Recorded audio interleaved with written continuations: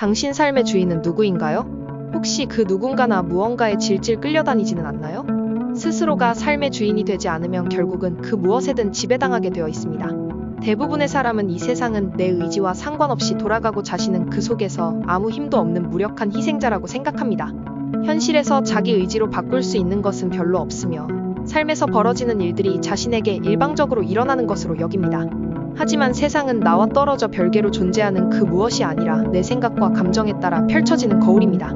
경계가 뚜렷한 2차원의 평면 거울이 아니라 경계가 없는 3차원의 입체 거울인 것입니다. 이 사실을 인식하지 못하는 우리는 마음에 들지 않는 세상을 향해 원망하고 분노합니다. 자신을 비추는 거울을 보면서 왜 그 모양이냐며 다른 모습을 보여주라고 생떼를 쓰는 꼴입니다.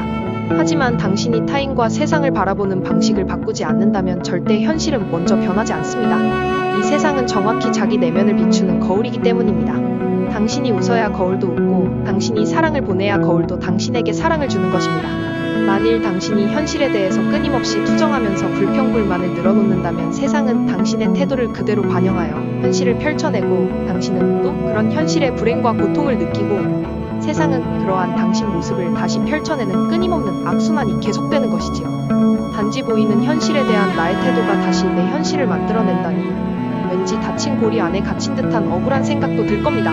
그러면 이러한 악순환의 고리를 끊어내는 방법은 무엇이 있을까요? 간단합니다. 현실에 대한 나의 태도를 바꾸면 됩니다. 거울을 보면서 계속 인상 쓰고 찡그리면서 자신의 웃는 얼굴을 보기를 기대한다는 것은 바보 같은 짓이듯이 세상을 향해 불평하고 화를 내면서 현실이 우리에게 친절하기를 기대하는 것 또한 어리석은 짓입니다. 보이는 현실이 어떠하든 간에 먼저 미소 짓고 웃어버려야 합니다. 내게 펼쳐진 세상이 아무리 어둡고 절망적으로 보이더라도 화내고 슬퍼하는 대신에 수만 번 크게 쉬고 그 어둠의 끝에 보게 될 밝음을 미리 느끼며 묵묵히 그 시간과 공간을 통과해내는 겁니다. 그러면 세상은 현실에 대한 나의 태도를 그대로 따라서 비추어낼 수밖에 없습니다. 이렇게 세상이 나를 비추는 거울임에도 삶에서 일어나는 일이 내 의도와 상관없이 일어나는 듯 보이는 이유는 우리 안의 무의식 때문입니다. 의식적으로는 이 일을 원하지만 무의식 안에서는 그 일에 저항하는 여러 감정이 있기에 현실에서 실현되기가 힘든 것입니다. 현실을 조종할 수 있는 방법은 보이는 세상에 자동 반사로 반응하지 않고 원하는 대로 생각과 감정을 먼저 결정해버리는 것입니다.